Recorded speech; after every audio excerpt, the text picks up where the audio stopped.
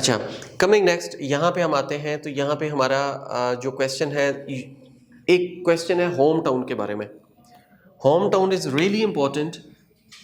हर बंदा home town के बारे में खुद से प्रिपेयर करेगा, ठीक है। I will be giving you about Rawalpindi. अगर आप रावलपिंडी को अपना होम टाउन बनाना चाहते हैं तो रावलपिंडी के बारे में कोई शायद 15-20 क्वेश्चंस होंगे। I have covered each and everything about Rawalpindi and Islamabad. तो आप जो है ना वो कर सकते हैं।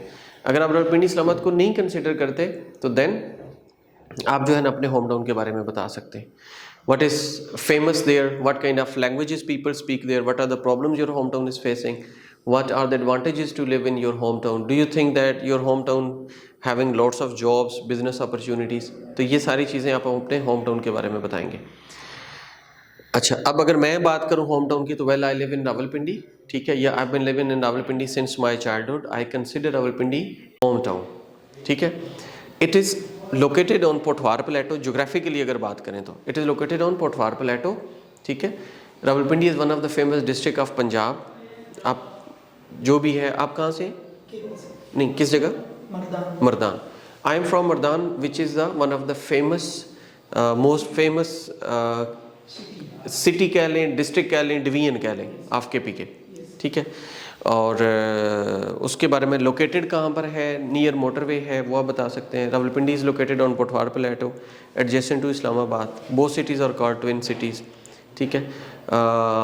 It has lots of highways and expressways like Islamabad expressway, Kashmir highway, GT road, motorway.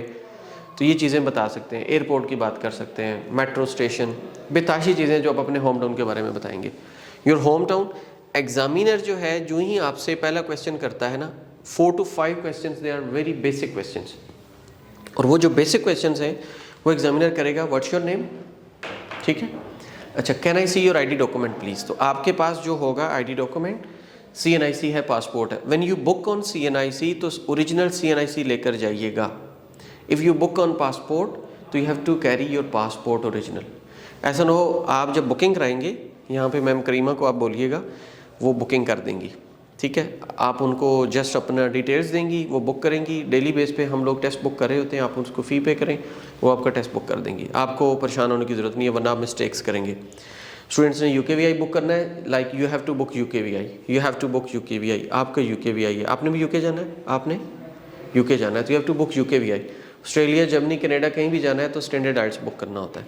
तो यहाँ पे स्टूडेंट्स उनको समझ नहीं आती कि उन्होंने कौन सा बुक करना है, गलत बुक कर दिया, पेमेंट कर दी, ज़ाया हो गया।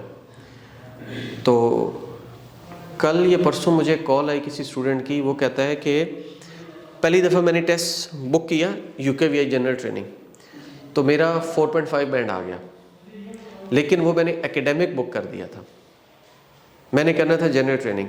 उसके बाद 4 दफ़ा दे चुका हूँ, मैं पास ही नहीं होता।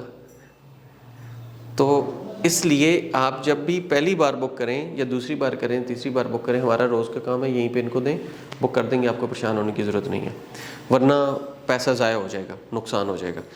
तो अब you have to bring your CNIC और पासपोर्ट, जो भी ओरिजिनल है आप वो लेकर जाएंगे, उसको दिखाएंगे, here you are, here you go, this is my CNIC, this is my passport.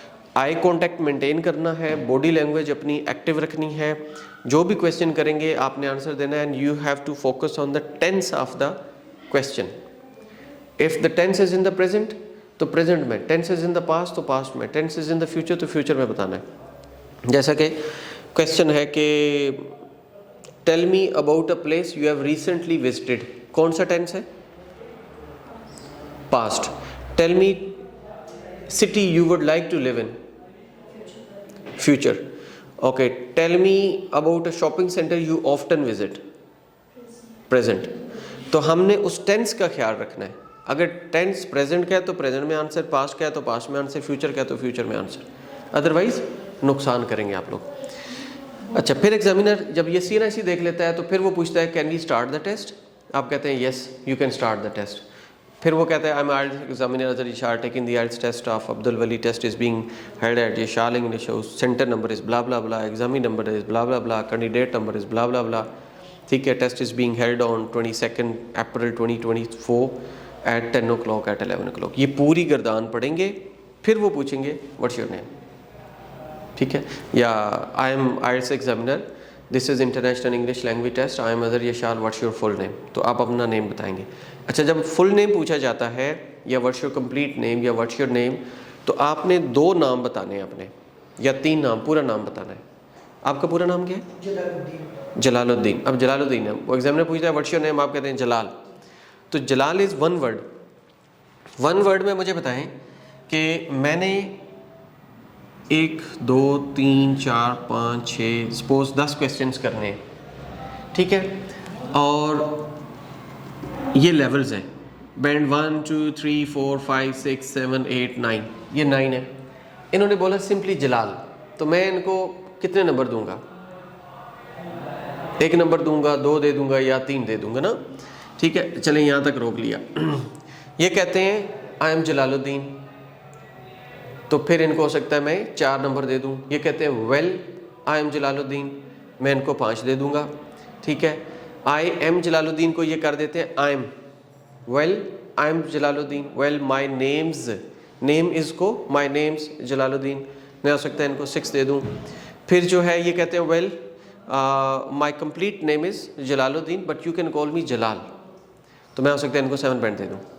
ये कम्युनिकेशन स्किल्स होती हैं आपकी कि आप जिस बंदे को आंसर दे रहे हैं उसको दोबारा ना पूछना पड़े। अब मैंने क्वेश्चन किया व्हाट्स योर नेम, ये कहते हैं जलाल, मैं कहता हूँ व्हाट्स योर कंप्लीट नेम, ये कहते हैं जलालुद्दीन, मैं कहता हूँ can you make a complete sentence, ये कहते हैं माय नेम इज़ जलालुद्दीन, फिर मैं कहता हूँ यूज़ स्टार्टर, ये कहते हैं well my name is Jalaluddin. इतनी देर में मेरा दिल करेगा मैं इनको थप्पड़ मारूँ।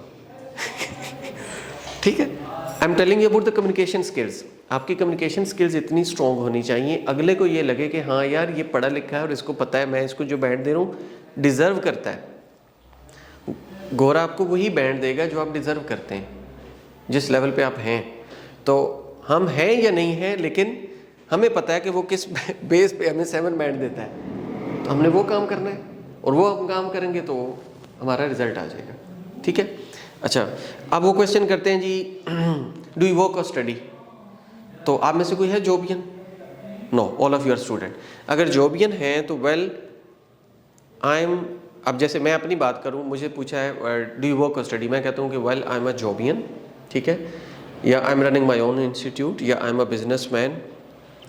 यूँ करते हैं कि I am an English teacher teaching at Yashal English house, company name बता दिया, एज एन आइल्स ट्रेनर अपनी पोस्ट डेजिग्नेशन बता दी, सिंस 2015 कब से पढ़ा रहा हूँ। एक ही जुमले के अंदर मैंने सारा कुछ बता दिया, वरना वो ये भी तो कह सकता था ना व्हाट डू यू डू, मैं कहता हूँ I am a teacher, okay what do you teach, I teach English, where do you teach, I teach at Yashal English house, how long have you been teaching, I been teaching since 2015। अब उन 4 questions को जो उसने बार बार repeat करने हैं, तो उसके repeat करने से पहले ही मैंने बता दिया। ठीक है, आपके पास होता है 15 to 20 सेकंड्स, आप 15 to 20 सेकंड्स में टू द पॉइंट अपना आंसर बता सकते हैं, और आपको बताना चाहिए। नहीं बताएंगे नुकसान करेंगे, अनआंसर रह जाएगा, क्वेश्चन रेलिवेंट नहीं रहेगा, आपका मार्क्स लूज हो जाएंगे यहाँ से। इसी तरह अगला क्वेश्चन है उसको, अब अगर जॉबियन है तो मैंने बता दिया, स्टूडेंट है तो वेल, अच्छा आप में से कौन कौन स्टूडेंट है जो एक्टिव स्टूडेंट है, करंट स्टूडेंट है? अभी कोई भी नहीं है। अच्छा अब अगर मैं आपसे क्वेश्चन करता हूँ what's your name? Nigar Liaquat, okay. Nigar Liaquat, can you tell me about your educational background?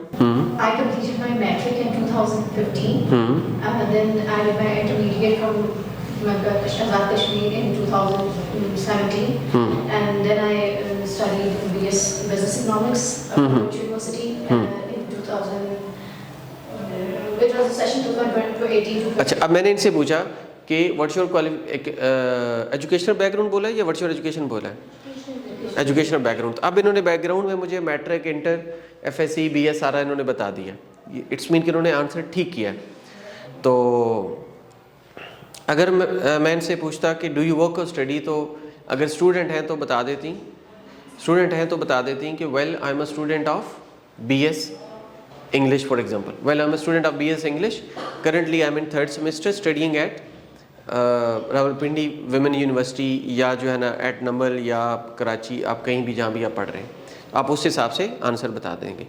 ठीक है, अगर स्टूडेंट हैं तो I am studying at Namal, I am doing BS, studying at Namal, currently I am in 3rd semester, I have got 3.5 CGPA, तो इतनी देर में आपका time ख़त्म हो जाएगा। टू द पॉइंट रहना है, 2 से 3 जुमलों के अंदर अपनी बात पूरी कर लेनी है। अपनी बात पूरी कर लेंगे तो अगले को भी लगेगा कि मैं जिससे बात कर रहा हूँ वो बंदा काम का है। अच्छा, आप यूँ समझें कि यू पीपल आर एम्प्लॉइज़ या interviewees and I have taken interview.